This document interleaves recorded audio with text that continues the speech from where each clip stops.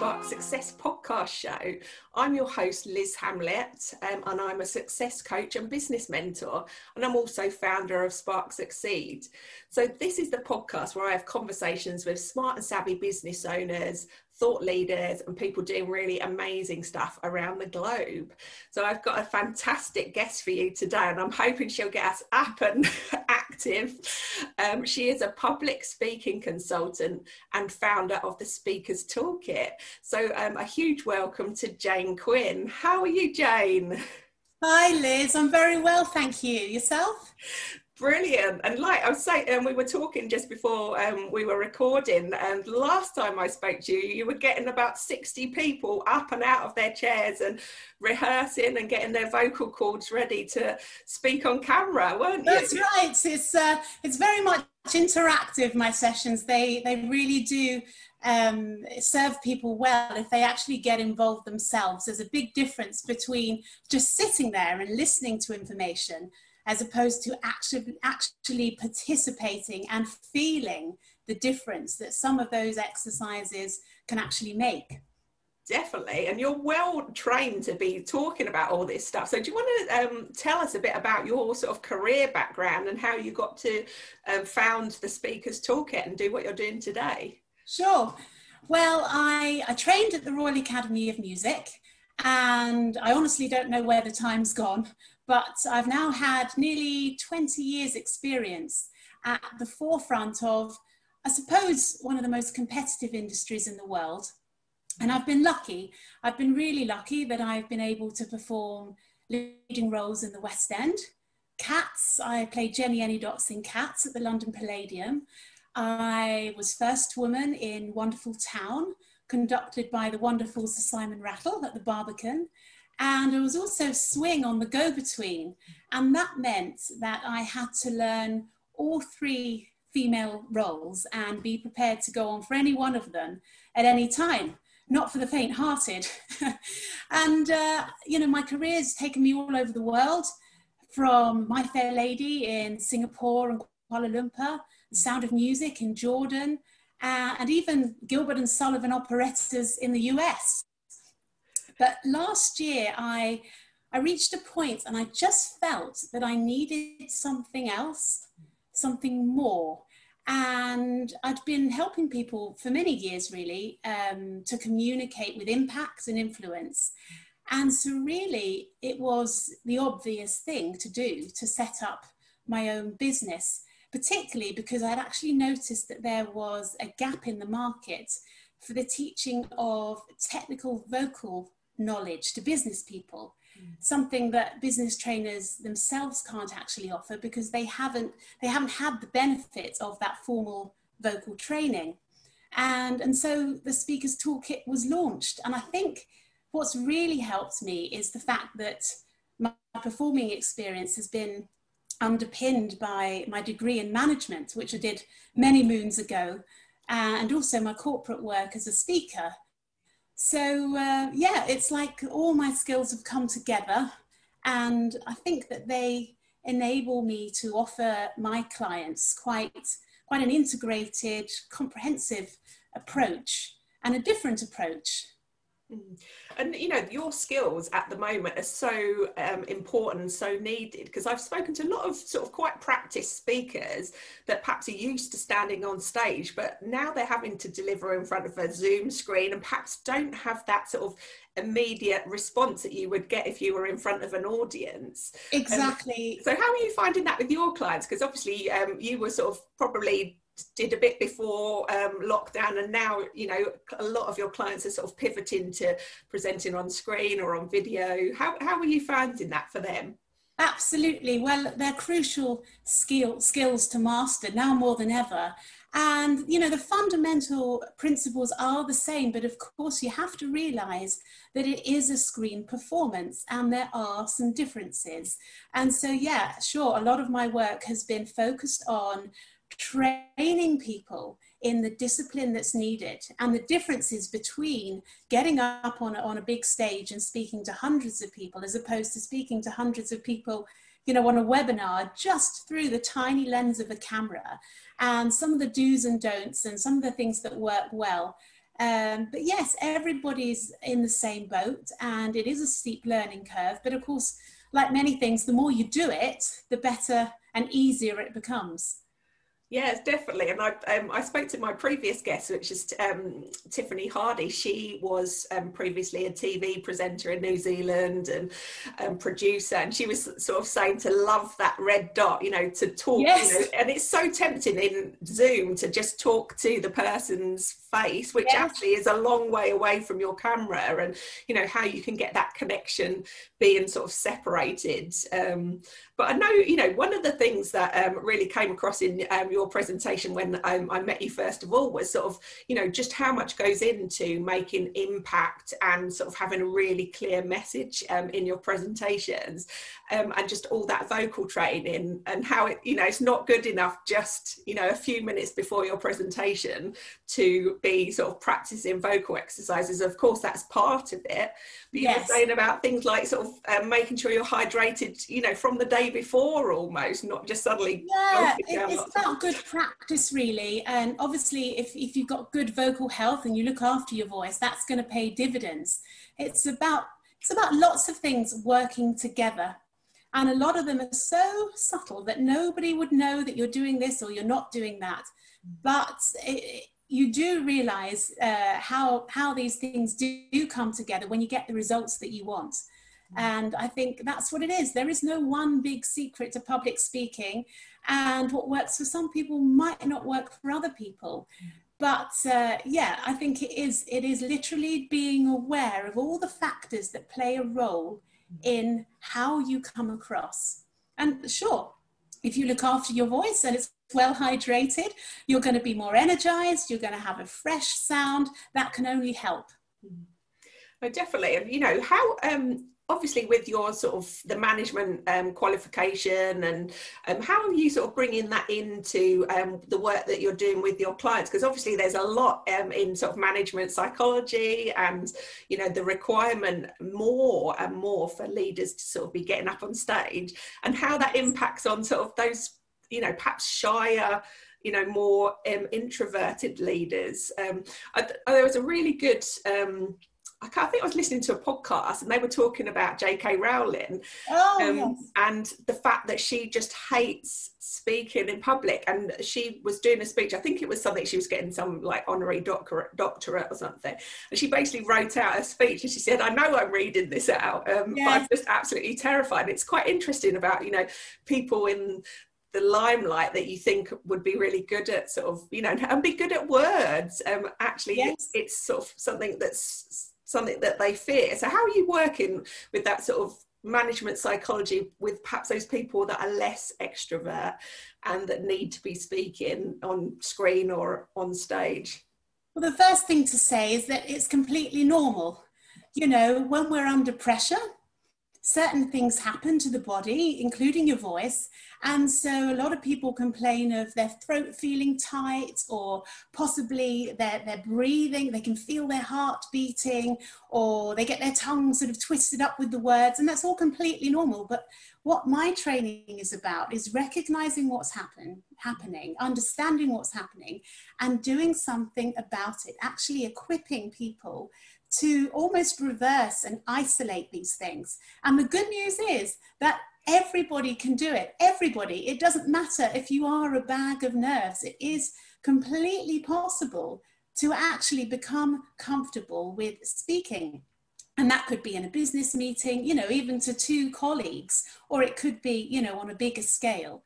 But there are positive steps that you can actually take. And again, it's, you know, some of them are physical, some of them are about having the right mindset, and it takes practice. And some of my advice you can put into place straight away, and it makes an incredible difference. And other things, they take a little more time to get used to. Like anything, it's about working particular muscles and training them, just like you would if you were an athlete. So it is exciting when people suddenly realize, what I could actually do that. I could actually be one of those people that seem to look so effortless when they speak. You know, it's lovely, really lovely, and very rewarding. Yeah, and it's great to know that there are some physical or, you know, mindset exercises that can help you overcome, and with practice that can feel a lot more natural. You know, and I Definitely. know I've sort of talked to people a lot about video and getting in front of video and feeling, you know, more natural. You know, when you start doing it, it does feel very odd. You're talking to, you know, a black dot on the camera or Yes. on a laptop. It Yes. just feels unnatural, but you know, it's the sort of thing that with practice becomes easier, definitely. So Yes. And the other thing is that to realize that your mind, your body, your breath, and your voice, they're all connected. So you have to have all of those components really working for you, you know, so that they all come together and give you the best possible chance of success. definitely. And we all know, have had times when we're extremely nervous, when our voice just Yes. comes out squeaky, or Yes. you can't get the words out. But that is completely natural. It's that basic fight flight response, and we've needed it, you know, and sometimes we do need it, but it's about recognizing that what's happening and learning to be okay with that, and managing and controlling any nerves. Some people, you know, they feel fine, you know, they don't have that, but they might not be getting their key messages across. They might be waffling or completely going off the topic. And so they might have a completely different problem in that their audience hasn't really been sure of what they've just been listening to. You know, there's all types of scenario, but sure, the nerve management is certainly very common. And, you know, I wouldn't want anybody to think that, you know, there's something wrong with them for feeling like that. It's completely normal and natural, but it's about working with it and you know, really taking the bull by the horns and thinking, okay, I'm going to sort this out, because it's doable. That's great. And just to know that, you know, you can work with anyone, that, you know, if they're absolutely terrified, with some techniques and sort of practice, is fantastic. So what would you say in your career has been the biggest factor in your success? I think being in a notoriously difficult profession from the word go has taught me the dedication really that's needed, because if you didn't have that, you just wouldn't have survived. You wouldn't have had a career in the first place. So hard work and commitment. But if you actually, I suppose, if you unpick that and think, well, what's really behind that?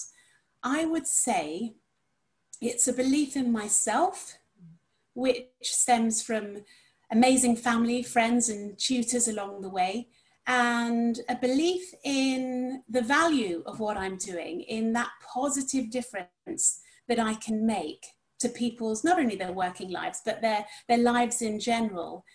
And it's also, I think, really important that you genuinely enjoy what you do.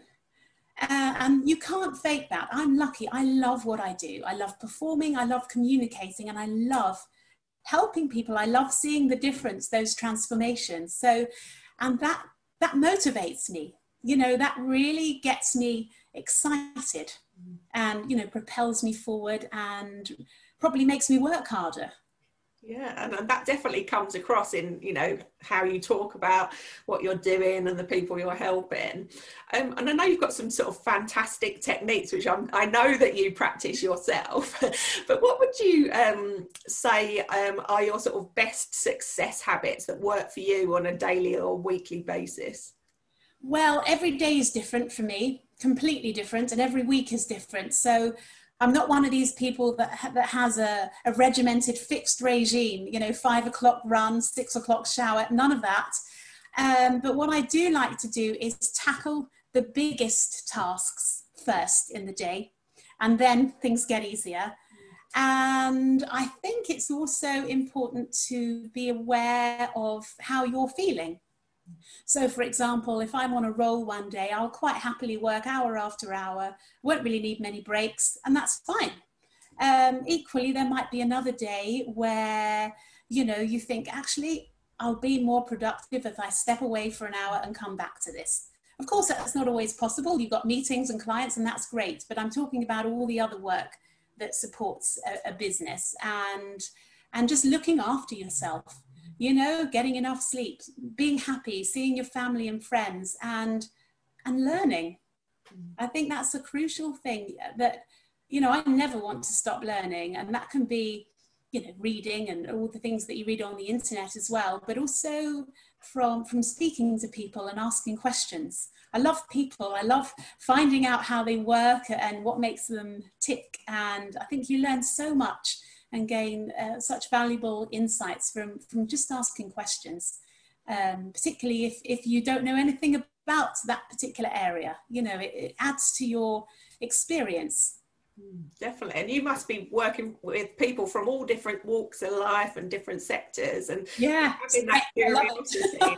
Yeah, having that curiosity is, you know, so important, especially when you're sort of client based. But I think also, you know, really like what you were saying about, you know, like recognizing those energies and like recognizing that some days you're going to be super productive, and, you know, and harnessing that, but some days you might only get, you know, a few bits done, and not to sort of beat yourself up too much, you know, not to have a to-do list of 7,000 things that you're never really going to get around. It's got to be realistic. It's got to be realistic. I mean, you know, I'll always try and do a little bit more, but you've got to know that if you set a list that is slightly unrealistic, the chances are it won't all be done, and that's fine. And like you say, not to give yourself a hard time. No, definitely. So if you could sort of, reflecting back, if you could start all over again, what would you do differently? I don't think there's anything I'd do differently, Liz. And that's really not to say that I haven't made mistakes, because of course I have. But I think the mistakes that I have made, you know, I've learned from them. But if I had to, you know, off the top of my head, think of something, I'd probably say it would be where to spend my time. Particularly, you know, as a new business, there are so many distractions, so many things competing for your attention. And I think it's really important to stay focused on what you are trying to do. And so, yeah, that's been quite a steep learning curve, really. Just where to spend my time. I think that's so key, because, you know, I speak to, obviously, I work with a lot of people that are either wanting to start up a business or have just recently started up and sort of looking for a bit of support. And, you know, it's that sort of shiny object syndrome, isn't it? Where you're like, oh, I could have that new system. That would be fantastic. Yes. It'd take me like 6 months to implement. Or I could just have a very simple thing that works for now, see what I need to spend my time on, my money on. You know, there's all sorts of these, you know, 5-day challenges and free seminars and different things that seem to be offering, you know, your perfect solution. You know, get your, like, you know, 7-figure clients, and, you know, we've all seen these. We've all seen those. And think, oh, great, that sounds perfect. But you know, it is about sort of making sure and sort of building up. You know, and I don't know about you, but, you know, when you start a business, you can think initially that you're sort of looking at offering one type of service, and things are developing. There's new ideas coming up all the time, or, you know, gaps that you're identifying. Exactly what you said about, you know, identifying a gap with sort of technical training for public speaking for business people, you know, and I'm sure there'll be more things that will come up as you sort of move forward that you think, oh, actually, that would be a great service to offer. So not being too rigid in sort of, you know, absolutely. Yeah. Because it's only by doing that you get the ideas, and by working with all the clients, and you think, actually, people really will need this, and this is going to be more useful to people than that. And, you know, you have to start somewhere, but like you say, you can't be too rigid, because you almost, you know, you can have your vision and your plan, and that's great, but you can't ignore everything else at all costs. You know, you have to listen to people and the market. And I think, you know, being a small business, you know, your USP of any of us sort of running small businesses is you can be nimble, you can be flexible. You know, most of the time it's just you. Yes. You know, I had this sort of analogy that someone was mentioning who was working for a big organization, and said it's like trying to turn like a cruise ship, you know, how long it takes to like turn the direction with all these people, all these different sort of levels you have to go through. You know, that is the benefit of being a small business, in that you can quickly change and sort of ask yourself. Yes. Lovely. So I'm sure sort of during your career and, you know, the various things that you've done, that you've received lots of amazing advice. But what would you say has been the sort of best piece of advice that really sticks in your head about sort of sparking success and being successful? Well, this really has come to me very quickly, because it might not be the answer you're expecting as well. But it would be a lesson in self-confidence that I got when I was just 8 years old, actually. Wow. And it was by a lovely elderly lady called Elizabeth Davies, and she taught me maths and English. And at the beginning of my lessons, she used to make me write in my textbook, I can do it, I will do it. And she took me from being pretty much near the bottom of my class, right to the top. So much so that I then represented the school in a series of maths masterclasses. But the difference was that she took the time with me, she believed in me. And that really guides me today. You know, I like to take my time with clients. I like to understand them, because everybody's different. And actually, it's important to me that people enjoy the process as well, because it should be exciting. You know, once you have this power to communicate well and reap all the benefits, whether that's the buzz or the high that you get when you've just finished a webinar and it's gone really well, that sort of punch in the air feeling, you know, it is incredible. And yeah, so, you know, it should be an enjoyable process. Oh, because I love that advice. You know, that is amazing. Yeah, I will remember. It's simple, but actually it's, you know, it's kind of everything. Definitely. And, you know, mindset is so powerful to what we can achieve. I mean, I've met so many, you know, really extremely competent, you know, successful people that actually, when you hear their self-talk, it's very negative, and they can sort of almost talk themselves out of things that, you know, that they can achieve easily by that, you know, that converse, you know, negative self-talk. So I think, you know, that I can do, I will do this, you know, and also writing it down is really powerful, isn't it? Yeah. Sort of putting it to paper. You know, and it's obviously stuck with me all these years, because that happened when I was 8. Started when I was 8, you know, and so it's lovely. It's a really lovely thing that she's kind of imparted to me. Yeah, and I'm sure you sort of pass that on to your clients, that sort of definitely. Definitely. Write it in their textbook. Now there's an idea. But no, I mean, I'm a true believer in sort of that positive mindset. And, you know, one of my previous guests, Tasia Valenza, she's launched an affirmation app, and that's all about sort of that positive self-talk. And, you know, it's really powerful if you sort of train your brain. I mean, I think I read some research somewhere that said, you know, if you stand in front of the mirror and tell yourself, you know, 100 times, like, I'm useless, you know, I can't do this, actually after about 10, your brain's already starting to, you know, negatively sort of dip. And, you know, on the other side, if you sort of talk to yourself in affirmations, like, I can do it, I will do it, you know, I'm great at public speaking, and repeat this. Sorry, my language has gone already. Repeat this. I'm starting to speak in Italian already. You know, how that can have, you know, really positive effects. So I'm totally behind you on that mindset piece. So if people want to find out more about what you do, where's the best place for them to go? Well, I've got a website, Liz. It's thespeakerstoolkit.com. I'm also on LinkedIn, Jane Quinn, and I'm also on Instagram, Twitter, at the Speakers Toolkit. Brilliant. I'll make sure I've tag all your links and put them in the show notes, so people can find you easily. You know, and I know there'll be people that are thinking, well, that's exactly what I need. So, you know, to get in touch with you and book in to sort of find out more. Lovely. Thank you very much. Well, it's been great to have you, and we'll next time we get you on, we'll get you doing some the vocal. Yeah, why not? No, I did that before. I was sitting there with, you know, arms raised. Sort of. Oh yes. I need to practice this more, definitely. So thank you so much, Jane. It's been fantastic to have you. Thank you, Liz. I've really enjoyed it. And for the listeners and viewers here today, join me for the next episode where I'll be joined by Shane Hatton, all the way from Melbourne, Australia. Still in lockdown, they are, extreme lockdown. But he is a really interesting guy.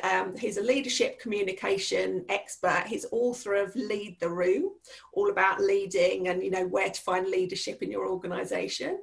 He's a speaker and trainer, and he's podcast host of Phone Calls with Clever People, which is another great podcast to listen to as well. So join me for that. And if you've been inspired by what you've heard today and would like to book in a call with me, you can head over to sparksucceed.co.uk and book in a free call. So thanks so much, Jane. It's been an absolute pleasure to hear a bit more about your journey and those amazing tips. I'm going to start writing my textbooks now. Yes. Well, thank you, Liz. Thank you. That's brilliant. Well, have a great day. Take care. Bye-bye. Bye.